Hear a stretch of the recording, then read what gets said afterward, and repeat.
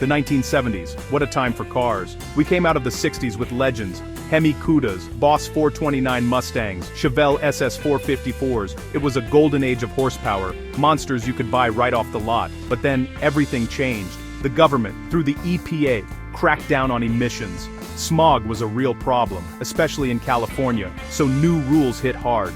Car makers scrambled, adding crude emissions gear, catalytic converters, EGR valves that strangled engines.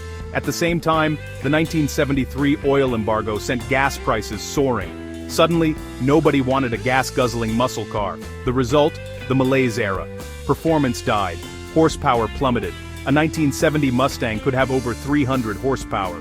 By 1975, the Mustang II's top V8 barely made 140.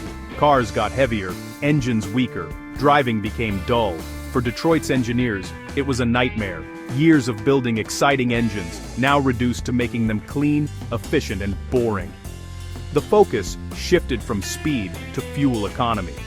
The big V8s became shadows of their former selves. It felt like the fun had been regulated out of cars. Everyone was just trying to survive, build cars that met the rules, and didn't cost a fortune to fill up. For car enthusiasts, it was a dark time. The age of clever engineering and high performance seemed over. The muscle car era was gone, replaced by compromise. The excitement was gone from the showroom. It looked like we'd never see an interesting engine again. But not all hope was lost.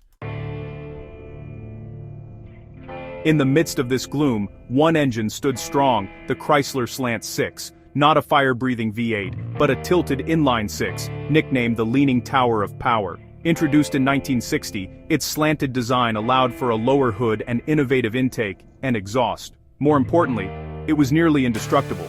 Built with a forged steel crank and a solid cast-iron block, it powered millions of Dodge Darts, Plymouth Dusters, and trucks. Mechanics told stories of Slant 6s running with little oil, abused for decades, and still starting every morning. It wasn't fast, but it was dependable, America's workhorse. In a world growing more complicated, the Slant 6 was simple, honest, and reliable. It was the engine in your grandmother's car, the mail truck, the plumber's van. Chrysler had created something special, overbuilt, understressed, and trusted. While V8s were the stars, the Slant 6 was the reliable character actor. Always there, never missing a beat. Its reputation was built on years of faithful service. It wasn't glamorous, but it was the backbone of Chrysler's lineup. As the 70s challenges mounted, that foundation would prove crucial. The Slant 6 was ready for whatever came next.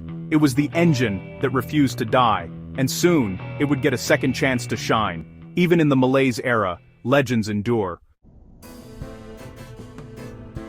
Even the mighty Slant 6 couldn't escape the new emissions rules. Chrysler engineers added EGR valves, spaghetti-like vacuum lines, and catalytic converters. The engine got a tiny single-barrel carburetor and lower compression for unleaded gas. Horsepower dropped from 145 to barely 100.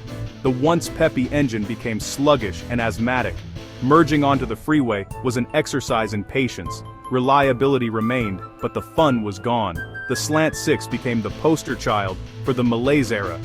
Dependable, but dull.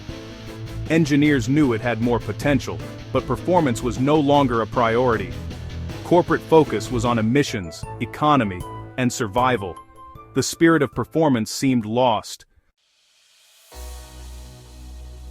But in 1977, a few Chrysler engineers decided to fight back. They couldn't build a new engine or ditch emissions gear, but they could work smarter. Their solution, the Super 6, a quiet, optional upgrade for the 225 Slant 6. No flashy marketing, just a line in the options list.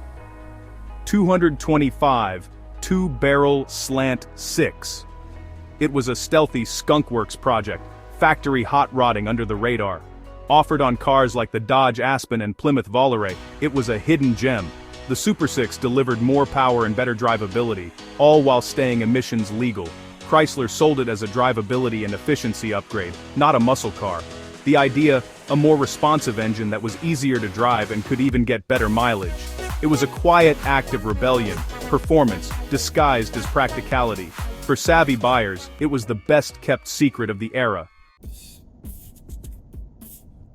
So, what made the Super 6 special? The heart was a Carter BBD two-barrel carburetor, replacing the restrictive single-barrel, A new aluminum intake manifold let the engine breathe freely, slightly larger exhaust and a less restrictive muffler helped it exhale. The ignition was recalibrated for the improved airflow. Transmission linkage was tweaked to match the new power curve. None of these parts were exotic, just smart, balanced upgrades. The genius was in the combination: better breathing in, better breathing out. The result? An engine transformed, still meeting all the tough emissions rules. It was basic hot rodding, done with factory precision. The Super 6 proved you didn't need radical changes, just clever engineering. Sometimes the best solutions are the simplest. The numbers didn't tell the whole story. On paper, just a 10 horsepower bump, but behind the wheel, the difference was dramatic. The Super 6 had more low-end and mid-range torque, what you feel in real driving. The 2-barrel carb let it sip fuel under light throttle, but delivered power when needed. It was both more efficient and more responsive. All of this was emissions certified. The engine ran cleaner too. A happy, efficient engine burns fuel more completely. Chrysler proved performance and clean air could coexist. The Super 6 wasn't about drag racing. It was about making daily driving enjoyable again. It restored dignity to a legendary engine. Innovation wasn't dead, it was just hiding. The Super 6 was proof that clever thinking could beat the odds. Sometimes, small changes make the biggest difference. The real proof came from drivers. Owners of Super 6 cars, Aspens, Volarays, Diplomats, were surprised by their pep. One family wagon could haul everyone and still climb hills with ease. A woman learned to drive in her dad's Volaray. She thought all cars felt this lively. The Super 6 wasn't a hot rod, but it made ordinary cars feel well-engineered. Owners reported better fuel economy too, sometimes 2 or 3 mpg more. With the standard engine, you had to floor it. With the Super 6, just a touch of throttle. The engine ran in its sweet spot, not straining, and it kept the legendary slant 6 reliability. More power, better mileage, and bulletproof durability, for a few extra bucks. The Super 6 was one of the best bargains of the decade. It made everyday cars genuinely better. Sometimes the best upgrades are the ones you barely notice until you drive them. The Super 6 is more than a clever engine. It's a story of hope and ingenuity. Chrysler's engineers didn't give up when the rules changed. They saw constraints as a challenge, not a wall. With knowledge and creativity, they built something better from what they had. The Super 6 was the engine the EPA couldn't kill. Through smart engineering, better breathing, smarter fuel delivery, they revived a legend. It's proof that creativity can flourish, even under tight restrictions. The lesson? Great engineering isn't just about raw power, it's about solving tough problems with elegant solutions. There's hidden genius in forgotten engines like this, stories of people who refuse to settle. Next time you see a humble Dodge Aspen or Plymouth Volaray, check under the hood. If you spot that 2-barrel carb and aluminum manifold, you've found a survivor, a quiet rebellion from a dark time. The Super 6 reminds us, even when things seem bleak, a little cleverness and a lot of passion can change everything.